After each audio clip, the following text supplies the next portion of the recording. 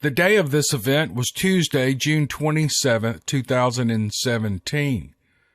I was doing my routine patrol of the Crow's Nest Highway and the Chiquilahala. I think I pronounced that right. He makes a note here. I know you have difficulty pronouncing different Indian words. No crap. But you know what? I get a lot of emails and suggestions from people. You know, you can use Google Word Pronounce or all these different kind of things. And I don't really care. You know, it doesn't make me feel insecure that I can't pronounce some words. I just can't. And you're going to either take me or leave me. It doesn't bother me a bit. So if you guys can stand it, I'm just going to keep mispronouncing words. But this word is Coquihalla. Anyway, this is the British Columbia Highway 3 and British Columbia Highway 5. I got a call from dispatch of a reported naked child running in the field kilometers away from any homes or campers along the highway. I responded to the call, but the caller didn't stay on the scene and I had no idea where to look. I spent the remainder of the shift plus a couple of hours driving up and down Highway 3 looking into the clearings and along the streams and waterways for any sign of this child. As darkness started to creep over the eastern horizon, I decided to call it a day and head home and chalk the call as someone either pranking us or seeing a tan black bear or a moose calf. Wednesday morning, I informed the post that I was going to stay in the area of British Columbia Highway 3 for the day. I was happy that I did because I received a call from dispatch at 14:15 of a naked child in a field again. I requested that dispatch contact the caller and have them remain on the scene until I arrived. When I got to the location, I was met by Mrs. Godfrey. She's an elderly former school teacher from Edmonton. The caller gave me details of where the child was playing. It was 100 meters off the highway, and she stated that he ran into the bush and that she had called out to him.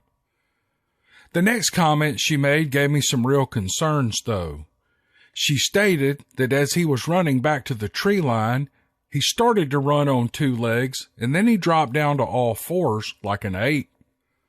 I've read many accounts of children being raised by wolves, apes, and monkeys, even a bear, but I've never believed it could be true, and I wondered how this was going to play out. I returned to my SUV and grabbed my tracking backpack that contained 3 bottles of water, a couple of packs of jerky, a Mylar blanket, a hatchet, paracord, a machete, binoculars, a flare gun, and a distress beacon just in case something should happen to me. I then took up my C7, which is the Canadian Colt version of the M4, and the long tracking leash for my dog. Rocco began to get excited now that I had his working leash and got himself all hyped up and ready to go to work. Rocco was eager to get to the trail until we got to where the teacher had told me that she had seen the child. Rocco became reluctant to follow. Rocco was a relentless tracker, but 3 years ago, Rocco and 3 other dogs refused to go past a point on a track that we had been on for an hour. None of us had ever seen these dogs give up and refuse to proceed. And as a result, we lost a 5-year-old little girl. She was never found. Missing a child carried the weight of guilt. This one had the effect on the whole department, and it still does. This was different, though. He was following, but not in his normal eager self. We were into the trail for an hour, and Rocco was following the trail at a consistent pace, but not in a rush. I realized that this kid had circled back on us twice and then double backed once, and then traveled upstream and then back. The kid was staying downwind from us. It's pretty smart, but not like a child in distress. I would have believed that I was on the trail of an escaped convict trying to evade me. He knew he was being tracked, so I decided to sit tight for some time before pushing on. I wanted to put him at ease. But 30 minutes later, we were back on the scent, and he must have thought that we had given up on him because he stopped the evasive maneuvers.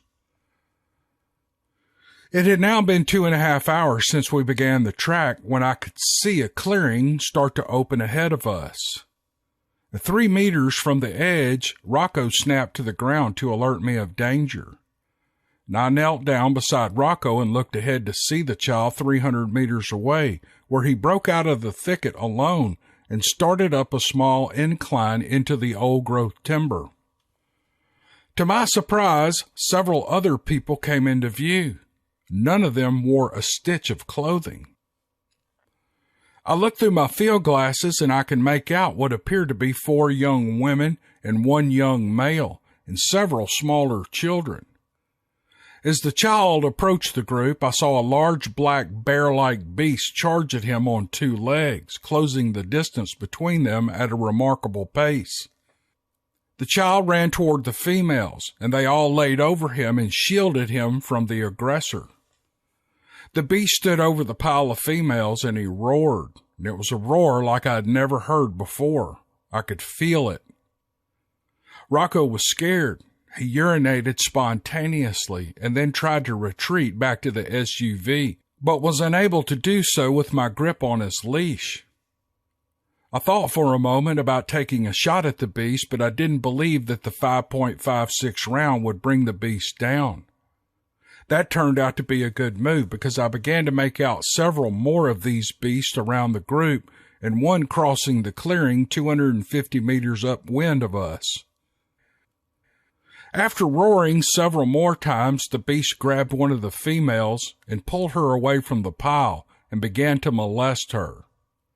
That is a subtle way to describe it. It was actually more violent than that. It was horrible. There was no way that I could take on the entire troop of Sasquatches. That's what they were. There were too many. To sit there and watch these beasts abuse these people caused me great shame and anxiety. But I would need help to rescue these people, and I would have to fight another time.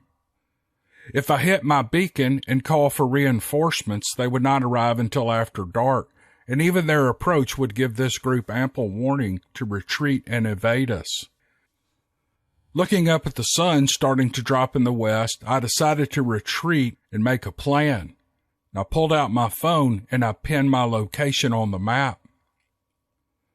On our way back to the SUV, a million thoughts ran through my mind. If I reported this to my superiors, they might not believe me. I could be removed from duty and lose my pension, or even be sent to a mental health hospital. On the other side of my dilemma was to just walk away like I saw nothing and play it safe. But that wasn't my way. To leave people in need, especially children, that would have haunted me forever. It would any man. Back at my vehicle, I called the sergeant major and requested that he meet me at the post in Princeton that evening. Sergeant Major knew something was amiss. I'd never made this type of request since I had been assigned to my post, and he agreed to meet me. After recounting my afternoon with the Sergeant Major, I was expecting to have to surrender my weapons and dog, but he simply told me to go home and get some rest, and I would be called in the morning. That night was restless for both Rocco and myself, with neither of us eating much, and what sleep we did get was riddled with tossing and turning, and yes, even Rocco was one restless puppy. But the next morning, the call came at 5 a.m. I was instructed to meet the Corps Sergeant Major and his team at an abandoned logging site 16 kilometers from the location of yesterday's encounter and recount my sightings with the team. The team, I thought? With Rocco kenneled, I drove to the logging site. It was now an operations base. I saw over 40 black SUVs with horse trailers, several marked R.C.M.P. SUVs, utility trailers, along with 2 military-grade assault helicopters. There were several large barrack-style tents set up. The horses were in temporary corrals, and a number of men all in black-gray camo uniforms with R.C.M.P. patches cleaning weapons, cooking, or sitting in groups talking. I had no problem determining which trailer the command center was, and I headed straight for it. As I stepped inside and closed the door, I heard a voice from my right. "Well, Bobby, you got yourself into a mess this time, didn't you?" Well, I've always hated the names Bob or Bobby. My name is Robert, so I turned to see who the voice belonged to, and to my delight, it was a familiar face. He was the Corps Major Sergeant in charge of this operation, a man I knew from my training 33 years before, and I had no problem recognizing him. "Looks like the years have been good to you, CSM, and a nice promotion, I see," I said. Corps Sergeant Major, or CSM, took me over to the round table and introduced me to his leadership team of 5 other Mounties and 2 Americans that were part of a joint operations between the 2 countries. I retold every detail from yesterday and answered so many questions from this group, I didn't know if they believed me or not. The time was 0900 when the CSM asked me to follow them to another trailer with several satellite dishes on the roof, and inside that trailer were several monitors lined up on 4 walls with numbers on each monitor and 1 large monitor at the end. CSM instructed the young man who was manning the monitors to pull up the map of the general location for my description. They asked me to help pinpoint the location. That's when I remembered that I had pinned the location on my phone the day prior and pulled it out and gave it to the young officer with the app open. There was technology there that could detect any living thing from a satellite. To my amazement, I saw there on the monitor several large highlighted figures, red figures and smaller orange figures, which the CSM began to tell me what they meant. The red figures were adult-sized humans, the small orange figures were small children, and the large blue figures, they were the Sasquatch. Well, I didn't expect them to say the word Sasquatch or Bigfoot. I was surprised. Looking at the detail of this imagery was nothing short of amazing. I could see limbs moving, and we could tell if they were squatted down or sitting. We could see that they were standing or laying down as well as walking on 2 legs or 4. The CSM told the team to analyze the data, and he would return in a few minutes, and then asked me to follow him outside to a camp table where we sat down. He began to tell me his experiences with these creatures. 10 years earlier, he saw a creature while tracking a missing child. His dog made great strides in getting close to the girl and the abductor, and when he rounded a blind turn alone on a cliff, he was attacked by a large hairy beast running on 2 feet and standing over a meter taller than the Mountie. The Bigfoot knocked him to the side and down the hill and then killed his dog. This attack placing him in the hospital for 3 months with a broken back and arm. Fortunately, he was a part of a larger group and was found by another canine handler shortly after the attack. He stuck his hand inside his shirt pocket at that time and pulled out a laminated photo of a little girl. "This is Lisa," he said. "She is the little girl that I just told you about. There isn't a day that goes by that I don't think about her and what happened on that day." He told me that he had been following these tribes of Bigfoot with the mission to capture or eliminate them, and for the past 5 years alone he could link 15 abductions of children and women, as well as the deaths of another 6 males in the western part of North America to Sasquatch. The CSM said, "We're always a step behind them. We don't know where they are until they abduct a child, but within 24 hours, they could have moved over 20 kilometers, and we have to be lucky to locate one of these troops. They migrate from as far north as northern British Columbia in the summer and to as far south as Arizona in the winter, which makes tracking them almost impossible. The information that you've provided us is great, and it's going to make our mission a success, and we thank you for that. You can go back to your patrol and forget everything that you saw here."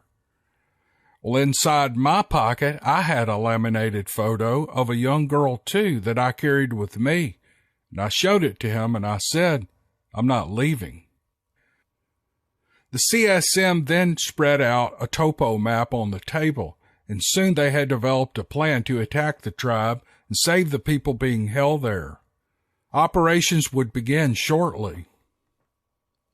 All but a few of the Mounties retired to the oversized tents, while C.S.M. and I ate breakfast and spoke for a couple of hours about how this team was formed, including the horses that were conditioned to not react to these beasts and buck their riders. The C.S.M. then spoke of the threat that these creatures possess to children and how they are more abundant than what people realize. I was always taught that monsters are not real, and if a person saw one, they must be crazy. The two of us then hit the rack about 0300, but at about 0730, we were awakened by the officer monitoring the tribe's movements, and he informed us that two of the hairy men had left the group and then split apart, with one catching what appeared to be a moose calf and then returned to their camp to feed the group. It looked like they were allowing the remaining humans to eat. The other Sasquatch traveled 5 kilometers from the group and had taken up a position behind a small residence along the Highway 3. Darkness was coming fast tonight with no moon, and the team knew that they would have to take this one out quickly before the main plan could be executed. And then a plan B was in place within just a few minutes with 3 different 6-person teams, including a sniper with 50 cal rifles.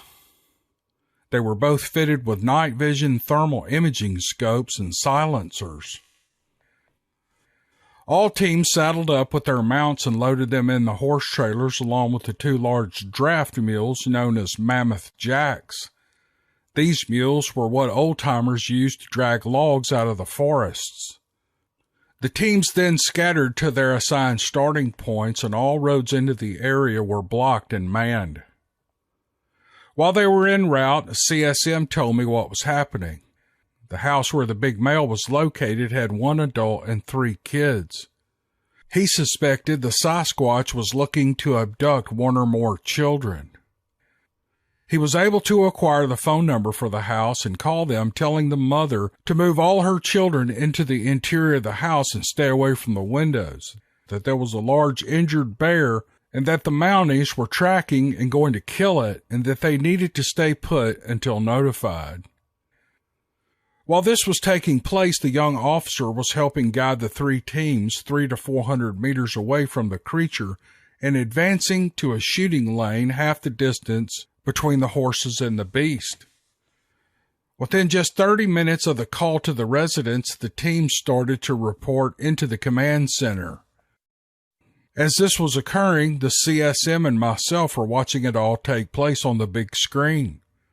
Other monitors around us showed the body cams worn by the team members.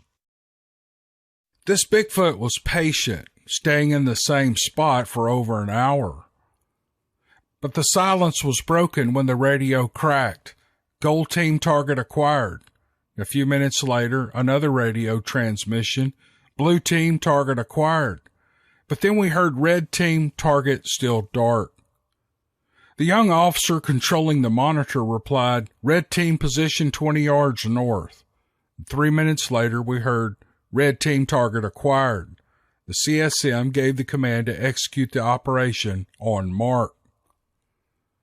The young officer then spoke into the mic. "All teams on my mark. 3, 2, 1, mark." And the rest of us in the command trailer could see the white flashes of all 3 of the rifles discharge on the large monitor all at the same time. The beast didn't even flinch as 3 50 cal slugs struck its head, and it dropped to the ground dead. The teams had rushed forward with their mounts, and the 2 Mammoth Jacks harnessed up the beast and dragged it to one of the trailers. This op was over. The teams headed back to the base. A uniformed Mountie was sent to the house to tell the resident that the bear had been killed and there was no longer a risk. I was more than impressed at what I was witnessing, watching this company's level of execution and precision. The camp was now alive with excitement as the strike team returned with their prize, and as they opened up the trailer and drug the beast out, a smell hit me in the face, and I had to gag. The creature was over 3 meters tall and 1.5 meters wide, and it must have weighed 700 kilograms or 1,400 pounds.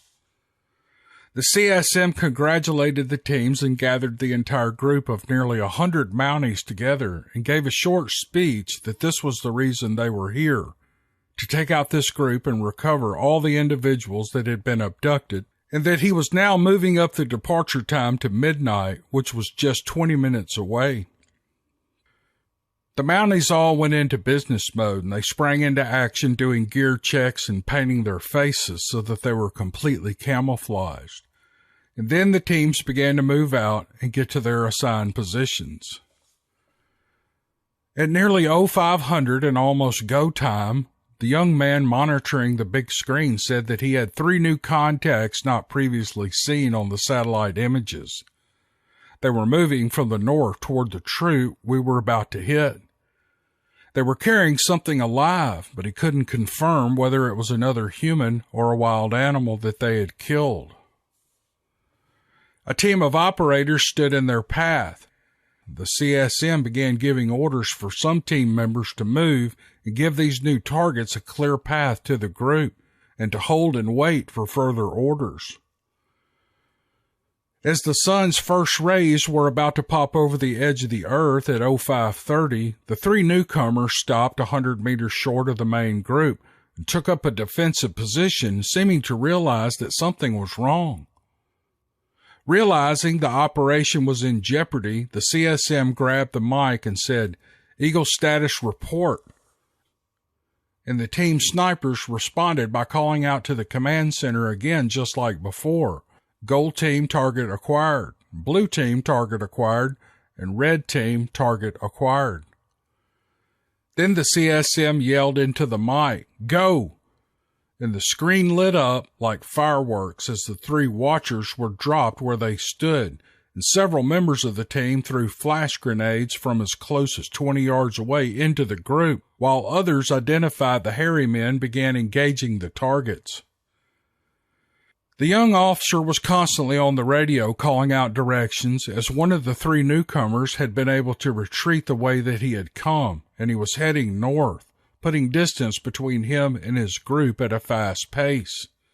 One of our gunships intercepted him and cut him down.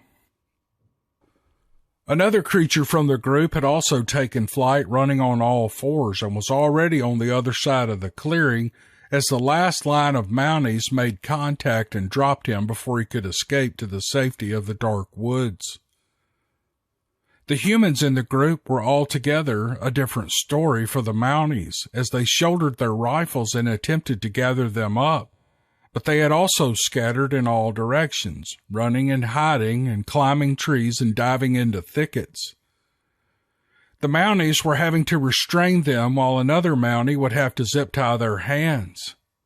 Others were avoiding the Mounties, running in different directions and doubling back and heading for the water. But with the assistance of the satellite, the Mounties were able to complete the roundup in 1 hour. But the ones they captured were an unruly bunch. They were lashing out like caged animals. The helicopters landed in the clearing and began to load and transport the captives back to the base. When the humans were safely back at the base, the choppers returned and lifted the dead squatches with cargo nets, and they returned them to the base as well. The captives were being evaluated by the medical teams. Other teams of scientists began examining the foul-smelling creatures. The lead scientist was upset that one had not been taken alive. The C.S.M. didn't seem to react or seem concerned. The entire group of Sasquatch was made up of all males. There were 11 altogether, 2 large males and 9 lesser males. In the area, the teams found a human who had recently been killed. He was a hiker from Oregon who had been reported missing only a few days earlier. He was missing one arm and one leg, but both were found close to his body. There was continuing research being done on other bones found and collected at the group's camp that appeared to be a mixture of human bones of all sizes and animal bones of varying species, including elk, moose, bear, and fish. The CSM and I took a trip to the captive's tent, and as we opened the flap and walked in, one caught his attention. He wasn't sure, but he thought one of the females was the little girl he had lost years before. We could see the birthmark on the back of her right arm. Identification would have to be done by a specialist, but he was sure this was her. The CSM had the medical team take DNA samples from all the captives, even the 3 infants and toddlers that looked to be hybrids, and then they were flown out for analysis. Yes, I said the smaller ones looked like hybrids. They had more hair on their arms, legs, and back, and even their tail ends than the other captives, and their arms appeared to be out of proportion, being longer than the other children. These hairy toddlers also seemed to be as wild as a trapped badger, scratching and biting at anybody who got close to them. I never imagined that crossbreeding between these 2 species could be possible. But this has to mean that the Sasquatch must be part of the human evolutionary chain.